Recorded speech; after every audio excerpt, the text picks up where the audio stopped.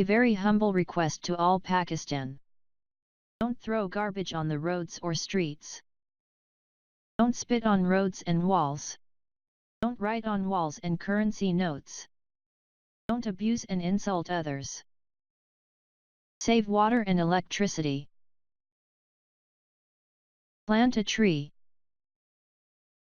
Follow traffic rules. Take care of your parents and grandparents, take their blessings and always respect them. Respect women. Give way to ambulance. We have got to change ourselves and not the country. Once we change ourselves, the country will automatically change. If we want our kids to live in a clean and safe environment, then pledge to follow these in your everyday life.